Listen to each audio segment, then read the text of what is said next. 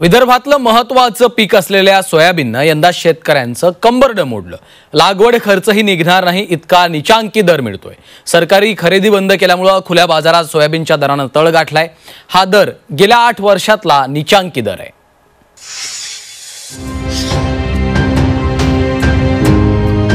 सोयाबीनचे बाजारभाव गडगडले। सोयाबीनला 8 वर्षातला निचांकी दर। हमी भावापेक्षा कमी दर, शेतकऱ्यांची चिंता वाढली। राज्यातला सोयाबीन उत्पादक शेतकरी देशोधडीला लागण्याची शक्यता आहे। सोयाबीनला हमी भावापेक्षाही कमी भाव मिळू लागला। 8 वर्षांपूर्वी जेवढा भाव मिळत होता त्यापेक्षाही कमी भाव सोयाबीनला मिळतोय। अजूनही शेतकऱ्यांकडे मोठ्या प्रमाणात सोयाबीन पडून असताना नाफेडची खरेदी बंद झाली। त्यामुळे बाजारात सोयाबीनचे दर प्रचंड कोसळले। खासगी बाजारात 3-3.5 हजारापुढे भाव मिळत नाहीये। हे सोयाबीन गुणवत्तापूर्ण आणि दर्जेदार असताना देखील इतका कमी भाव मिळत असल्यानं शेतकऱ्यांची आर्थिक कोंडी होतीये। तेल आयात केलं सोयाबीन निघाच्या अगोदर, म्हणून सोयाबीनचे भाव कमी झाले। आणि पहिले असं होतं का सोयाबीनचे 100 रुपये जरी वाढले तरी तेलाच्या पिप्यावर भाव वाढे।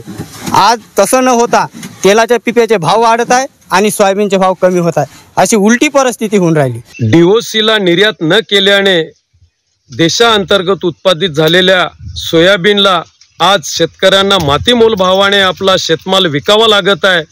कष्टाने पिकवलेल्या शेतमालाला केवळ 3000 ते 3500 पर्यंतच दर मिळत आहे। नाफेडची खरेदी हे केवळ नावालाच उरलेली आहे। गेल्या 8-10 वर्षापासून खतांचे भाव तपासले तर ते टप्प्याटप्प्याने वाढतच आहेत। त्यामुळे शेतीचा उत्पादन खर्च वाढतोय। मात्र सरकार दरबारी आणि खुल्या बाजारात सोयाबीनचे दर वाढत नसल्याने शेतकऱ्यांचा नफा कमी होतोय।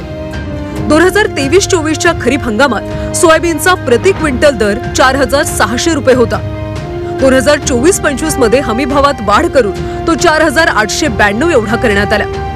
गेल्या 10 वर्षात सोयाबीनच्या किमान आधारभूत किमतीत 2332 रुपयांची वाढ झाली। तर सोयाबीनला लागणारे युरिया DAP खत दरात भरमसाठ वाढ झाली आहे।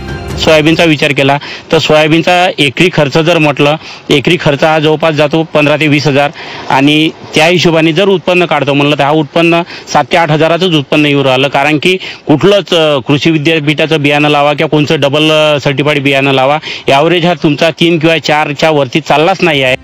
नाफेडने राज्यात फेब्रुवारीच्या मध्यावरच सोयाबीनची MSP नुसार खरेदी थांबवली। शेतकऱ्यांनी खरेदीसाठी मुदत वाढीची मागणी केली पण ती काही मान्य झाली नाही। नाफेडची खरेदी बंद झाल्यानं बाजारात व्यापारी कमीत कमी दरानं सोयाबीनची खरेदी करतात। शेतकऱ्यांना याचा मोठा आर्थिक फटका बसतोय। सध्या हमी भावापेक्षा जवळपास 900 रुपये कमी भाव मिळतोय। त्यामुळे सरकारनं सोयाबीन उत्पादक शेतकऱ्यांसाठी काहीतरी धोरण ठरवावं अशी मागणी होतीये। श्रीकांत राव, झी 24 तास, यवतमाळ।